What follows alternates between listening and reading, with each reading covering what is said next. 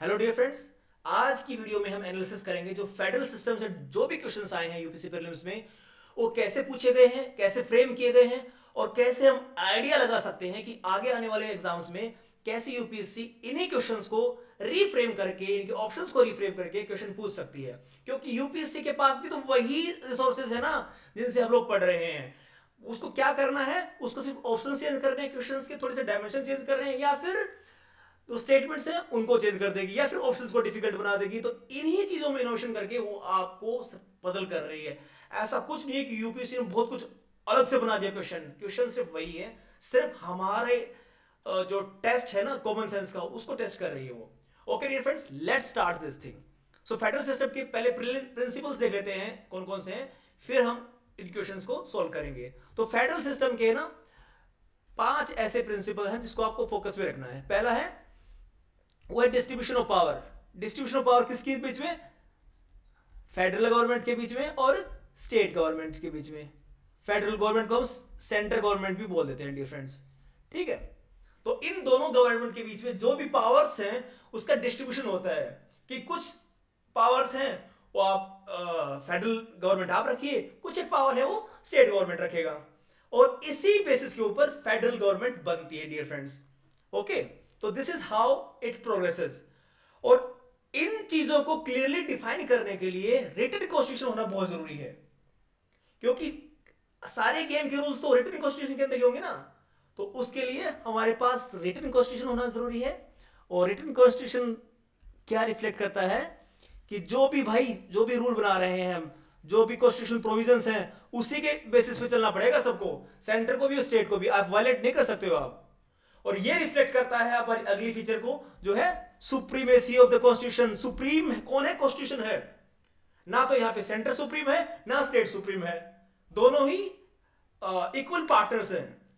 यहां पे सब्जुगेट नहीं है। State are not some kind of servant to the centre. ये इक्वल पार्टनर्स हैं गवर्नमेंट के अंदर।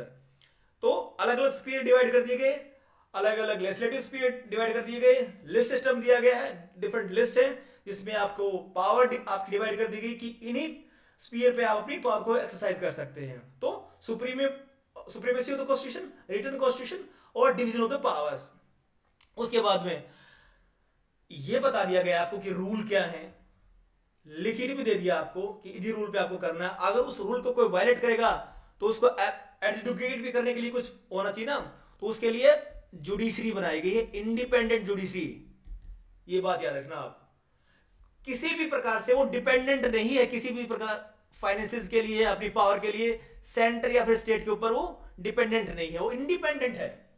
तभी तो वो जो भी उनके बीच में जो भी क्लैशेस हैं, जो भी कुछ इश्यूज इरप्ट हो रहे हैं उनके बीच में, उसको बिल्कुल फ्री और फेयर मैनर में अपना डिसीजन जुडिशरी दे सकती है, क्योंकि किसी भी के ऊपर डिपेंडेंट नहीं है वो। तो ये बात याद रखना आप।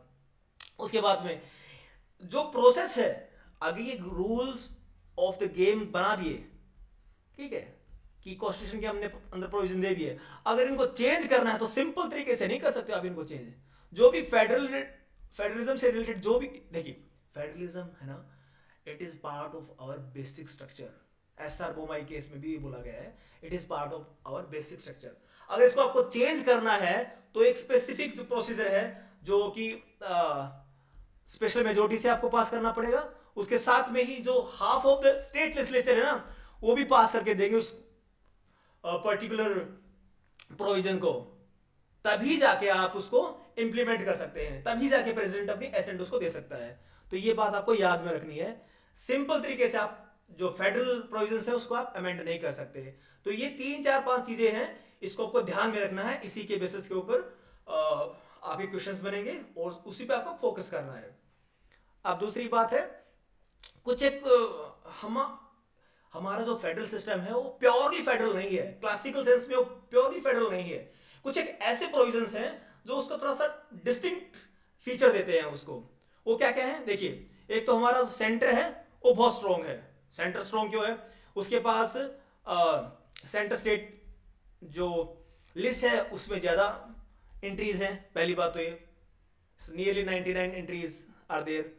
उसके बाद में जो कॉन्करेंट लिस्ट है उसके अंदर अगर कोई भी जो लॉ स्टेट गवर्नमेंट भी बना रहा है, लेकिन सुप्रीमेसी सेंट्रल गवर्नमेंट के लॉ की होगी अगर कोई क्लैश उनके बीच में हो रहा है तो। ये आपको बात याद रखनी है। और ऐसे बहुत सारे प्रोविजन दिए गए हैं जो सेंटर को स्ट्रॉन्ग बनाते हैं। हमारा सिंगल कॉन्स्टिट्यूशन है। कई जो फेडरल सिस्टम है उसमें के अंदर स्टेट के कॉन्स्टिट्यूशन अलग होते हैं और सेंटर का कॉन्स्टिट्यूशन अलग होता है, लेकिन इंडिया के अंदर क्या है, हमारा सिर्फ एक ही कॉन्स्टिट्यूशन है। उसके बाद सिटीजनशिप भी हमारी एक ही है। जैसे यूएस के अंदर क्या है, स्टेट की अलग अलग स्टेट्स की अलग अलग सिटीजन है, तो हमारे यहां पे सिर्फ एक ही सिटीजनशिप है। उसके बाद में इंटीग्रेटेड जुडिशरी, यूएस में वही है। हर स्टेट के अपने अलग अलग सुप्रीम कोर्ट है, supreme court of Arizona, supreme court of New York, सबके अपने अपने, वाशिंगटन डीसी का अपना अलग सुप्रीम कोर्ट है, सबके अपने सुप्रीम कोर्ट है। हमारे यहाँ पे सिर्फ एक ही सुप्रीम कोर्ट है, सुप्रीम कोर्ट ऑफ इंडिया। फिर ऑल इंडिया सर्विसेज ऐसी है, सेंटर अपॉइंट करता है लेकिन काम कहां करते जाके वो स्टेट्स के अंदर, ये बात याद रखना। उसके बाद में इमरजेंसी प्रोविजन है। इमरजेंसी के अंदर हमारा जो फेडरल सिस्टम है वो यूनिटरी नेचर का हो जाता है। तो ये कुछ एक फीचर है जो हमारी थोड़ी सी हटके हैं क्लासिकल फेडरलिज्म से, अगर हम कंपेयर करें तो। ठीक है, ये बात आपको ध्यान में रखनी है। अब क्वेश्चन नंबर 69 जो यहाँ पे दिया गया है 2013 में जो आया था, उसमें नेशनल डेवलपमेंट काउंसिल, ये तो आउटडेटेड हो चुका है, नीति आयोग आ गया है। NDC council is organ of planning commission, organ नहीं था, दे आर डिस्टिंक्ट अथॉरिटीज। दूसरी बात, the economic and social planning is kept in the concurrent list in the constitution of India.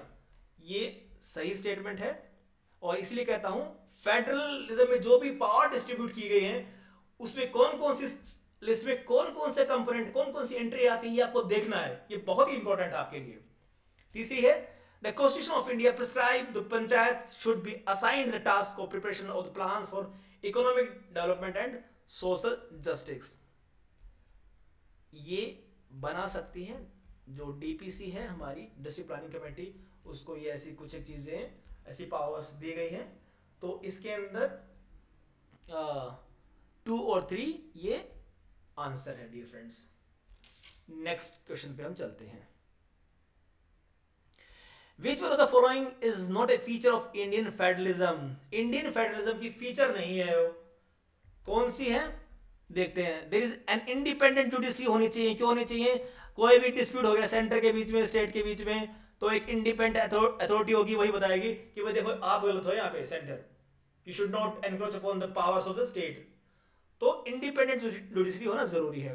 Powers have been clearly divided between centre and state. ये देखिए पहले question पूछा ना, सिर्फ एक लिस्ट से, कॉन्करेंट लिस्ट से जो भी पूछा क्वेश्चन, वैसे ही लिस्ट से रिलेटेड है ये, वो हाँ ये भी फीचर है।